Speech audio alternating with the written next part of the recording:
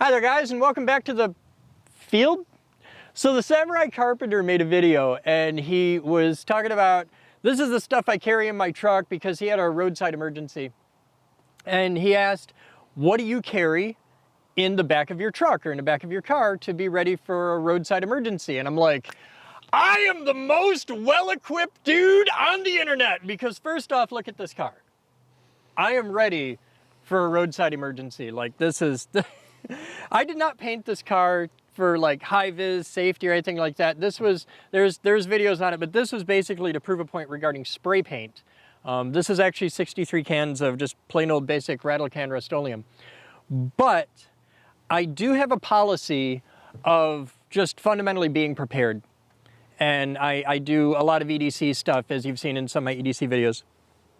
And I have a serious roadside emergency kit that I have taken to the next level, in that it's one thing to be geared up for your own self, but I have a personal policy of helping people on the side of the road whenever I can. Like if I'm driving somewhere, and I don't drive that much, but if I am and you're pulled over on the side of the road, I'm gonna stop and I'm gonna help in any way I can. So I'm tooled up for that. So with that, let's take a look at what I have in my trunk. All right, so this is my trunk, and it looks like a lot, but everything has a purpose, and there is nothing, like, this is a constantly refined system. Things are always changing, but this is after years of doing this. So here's what we've got. So some of this you can kind of ignore, because like this is my camera bag. I am out in the field shooting videos, which I do a lot. So camera bag is pretty much the thing on top. And this is a whole video on its own. If there's anything here that you'd like to see broken down in more detail, we can certainly do that in the future. But what I'm gonna do is just take everything out as we go and show you what I've got. So this is camera bag for making videos, because that's my job. So we'll just set that right there. Second thing, flight bag, because it's 70 degrees for the first time this year, and I am out. I got a jet in the back seat. I'm going flying. So that's my flight bag, and that's just for model airplanes and quad. This is what I carry for roadside emergencies. First off, med kit. This is my jump bag. This is right on top of everything. This is, oh shit, we got a problem, grab and go. This is not like, if you have no training, if you're just, you know, average dude, have a first aid kit in your car. Always have a first aid kit in your vehicle. Even if it's just like, you know, bumps and bruises, simple stuff, have some kind of, I don't care if it's just some Tylenol and ibuprofen. I don't care if it's one of those little $20 things. It's like this big and has Band-Aids and some gauze and electrical tape, and you know, you're fine. This is a for serious med bag. You probably don't need one. If you have the training for it, get one. But this is my jump bag, and that's easily a third of the space is my jump bag. I keep, this is a basic tool set.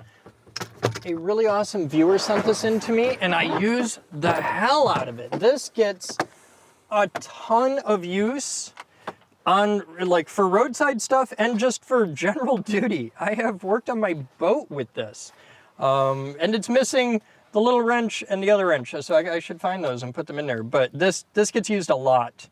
And it was, oh, and I'm missing a socket, 7/16, of course. But I got my 10mm in there. But this is just a basic little crescent toolkit. I like that it packs small and plays big. That's a recurring theme through everything in here. It packs small, plays big. This is nice and tight. It's very dense, and you can just grab it and march over to somebody's car, which I have done on the side of the road 100 times. Along the way with toolkits, this is the thing I added last year, and I'm really happy about it. I'm a little guy, so getting off lug nuts and that is kind of a bother. I hate the 4-ways, because yes, they'll do everything, but they don't do anything well.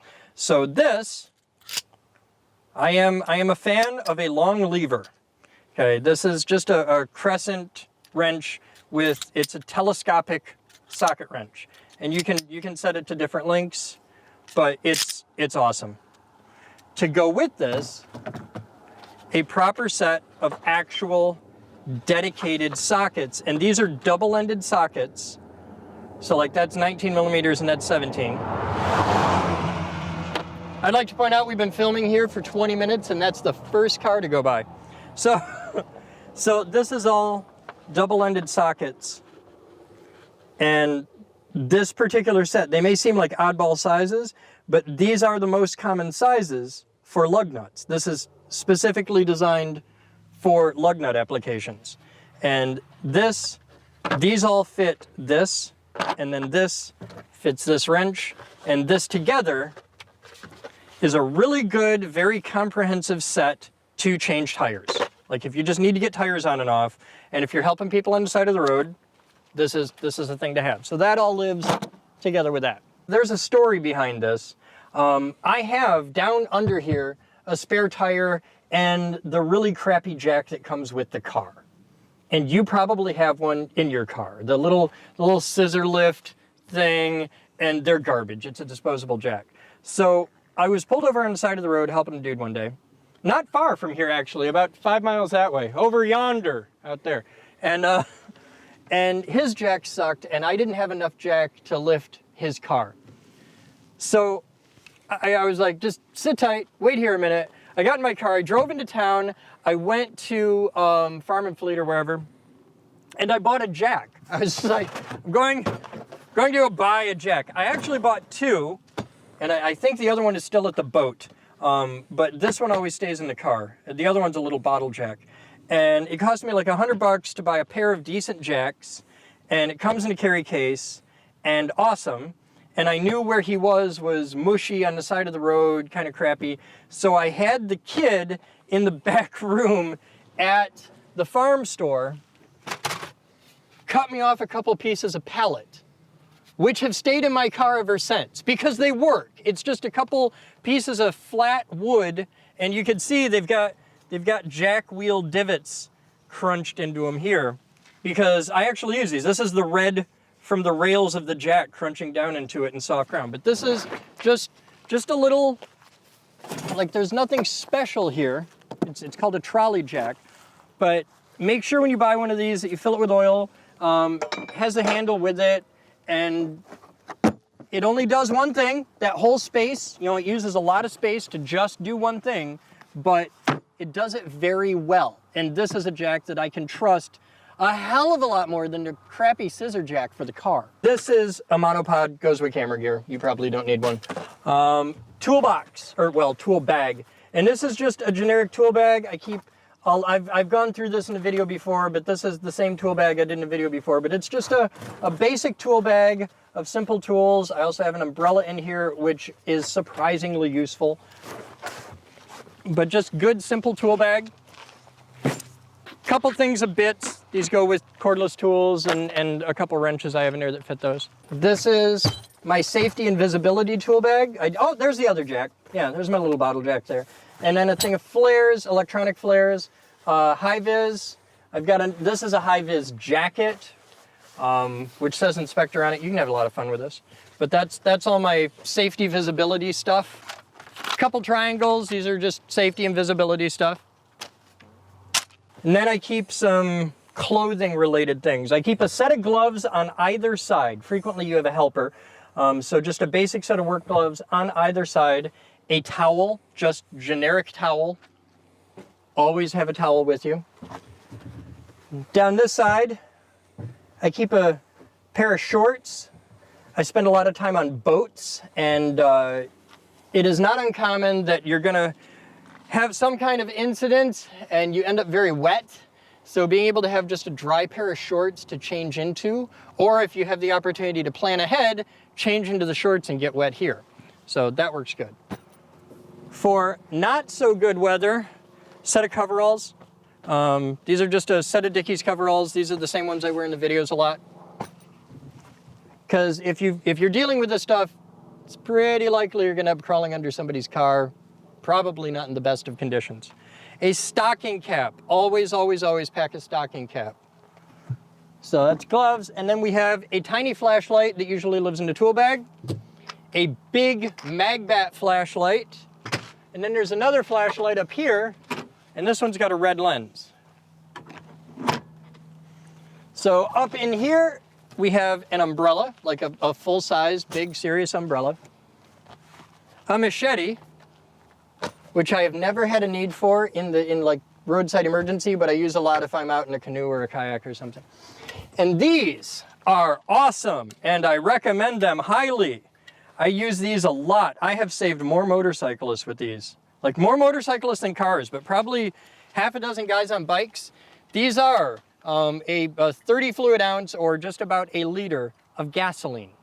Put wreck gas in them, and after it spends one major season, either one summer or one winter in the car, dump them into the lawnmower and then fill them with fresh gas. But I never let the gas in these get more than 6 months old. But 2 liters of gas will get you back to town. Like this will get any reasonable vehicle back to a gas station. But I carry 2 liters of wreck gas, and you can dump this right into a car. You can dump. I've put these into Jeeps. I've put them into motorcycles, all kinds of stuff. But that's 2 liters of wreck gas. And the MSR bottles work great. I've never had a problem with them in the car. Only other thing I keep in here is a little trenching tool. I think this is a Gerber. So it's got some fancy Gerber name, but it's a trenching tool, nothing special. And I have dug a lot of people out with this. I like this because it gives you a shovel.